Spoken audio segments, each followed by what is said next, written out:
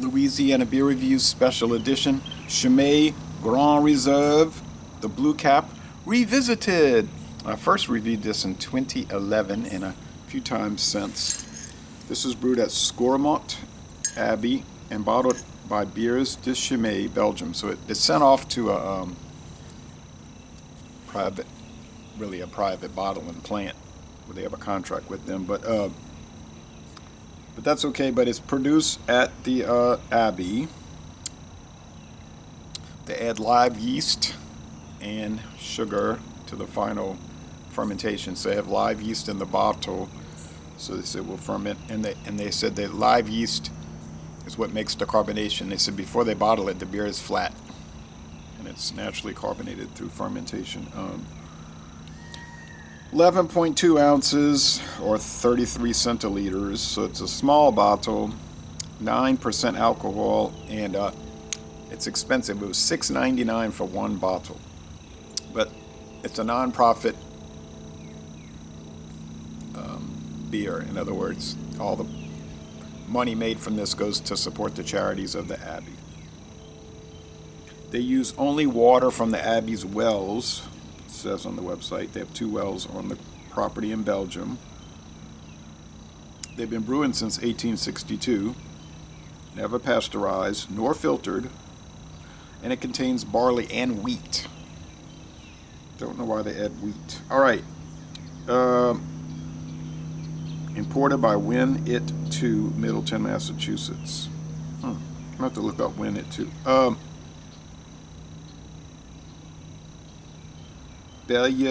Belgium, the Kingdom of Belgium. This comes in huge 3-liter bottles, really, if you want to get one of those extreme sizes for a gift.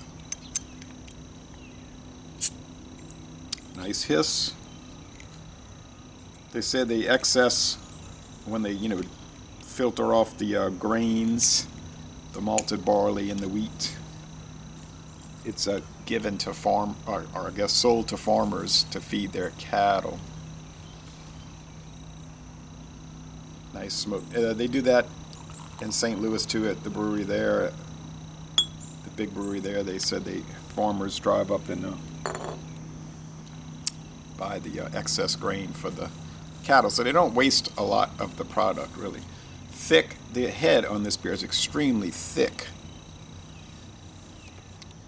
and it's a beige color, and it's cloudy copper. With the light shining at it, it's like grayish brown. With the light, no clouds right now, with the light shining through it, it's copper, cloudy copper, okay? So it depends how the light hits it with most beers, of course. So the aroma. Now, I've never had the barrel-aged version of this because it's like $20-something for a single little bottle. I wasn't keen on paying that. Smells like raisins. The dark raisins, not the golden raisins. And rich grain, like brown bread crust, a little sugariness. So let's go with the taste. Cheers.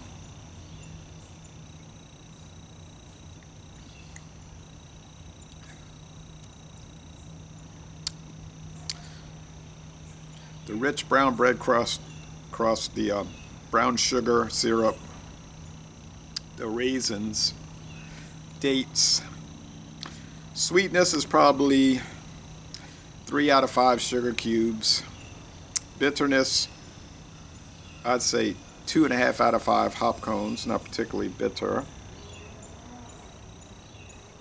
They don't list the IBUs. Could be up to 3 bitterness, 3 out of 5 hop cones.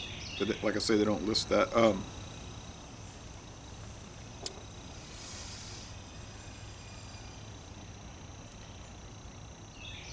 Hints of fruit, chocolate, and spices.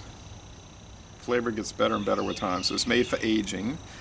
I don't see a date, guys, but it's probably on here somewhere. But a lot of times these companies, we do that in the United States too, like Abbey, they'll use black ink on a dark brown bottle. You can't find it.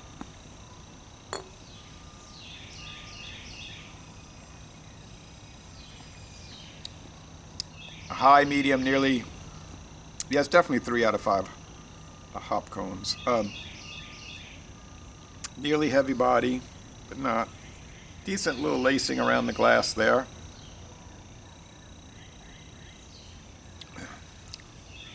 Mostly dry finish, like 75-25, 75% dry, 25% sweet, so not totally dry. 100 out of 100 on rate beer, 99 out of 100 in the style Trappist Belgian ale. Does have some spiciness to it, like spice holiday bread. We'll go back to that in a minute. In the high 90s, somewhere in the 90s on Beer Advocate. They're saying world class.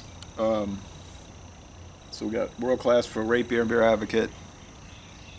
Untapped's giving it 79, 79, 78. It's either 78 or 79 out of 100. They're not as thrilled with it. I am thrilled with it. It was introduced in 1954 for the Christmas 1954 season. And you could get it every year for Christmas. Then in 1958, they decided to go year-round with it, they said. All year long. So it went from a Christmas specialty just to a beer you could buy anytime it was available, and which was most of the time. Their website says it's available at 119 stores in the United States. That's what they're showing on the website. They're saying sold at 119 different outlets in the United States. And then it's got a thing, get your shop on the list, something like that, to retailers. Sign up, and they have a way you can contact the distributors around and be number 120. They're saying, and it showed Europe 789 outlets. That's what they're showing. They must know they're selling it. Such a rich beer. So I think in 1982 they gave the name Grand Reserve to it, Grand Reserve. But it's not really a reserve anymore. Those are usually something that's held back for special edition or the family that brews it. It's more like grand availability. But it wasn't sold in this town here where I live. This town is less than 30,000 people, but it wasn't sold here for years. Then I noticed Mathern's brought it back earlier this year, and they got the red cap, not the white cap. They got the red cap, the premier, the original one. That's the original Chimay beer, and the blue cap, the Grand Reserve. And they're both the same price, $6.99 for that bottle. So, well, at least your money's going to a good organization. But Scourmont Abbey. We do have an Abbey here, St. Joseph's Abbey. In St. Tammany Parish. They don't make beer there. They make coffins, caskets. And they got into a big controversy with the state government because it was some kind of monopolistic thing where you had to be a coffin company to make caskets, for public safety, of course. You don't want the deceased to be uncomfortable. Some ridiculous thing like that. So they got the law changed where, no, you could make a casket if you're a non-profit religious organization. These regulations are usually designed to protect the producer, not to protect the consumer. That went on for a long time. But the casket producers, they couldn't make a convincing argument of why anybody who wanted to couldn't make them, you see. That's off the point. Anyway, we did have a Trappist brewery in the United States in the state of Massachusetts at St. Joseph's Abbey. It was in Spencer, Massachusetts. But the Spencer Trappist ales, that they stopped making beer last year because they said it wasn't profitable. That was the whole reason they did it, so they could make money for the Abbey, not lose money. I would like to see that started here, but I guess it won't. But anyway, yeah, it's definitely a 100 out of 100. It's an outstanding beer. 100. I'm not saying it's above 100. Most beers in my life that I tried never reach 100. This one is 100 out of 100. I did try an IPA. I believe I scored it, or if I didn't, my recollection is that I did. The best IPA I ever tried was Pliny the Elder. That was, to me, 100 out of 100 for IPA. The only one that ever scored that. This one, 100 out of 100. Perfect beer. Guinness Stout is, basically that too. It's not the strongest stout. It is the most famous one, and it is arguably the best one. It's just, you say, well, it's mass produced. Well, they produce it in a mass production, at a mass production level, and it's wonderful. But anyway, enough of that. So, Laissez Le Bon Temps Relais, an outstanding Belgian ale, and I'm going to end this review by saying, y'all go to Belgium and tour the Scourmont Abbey.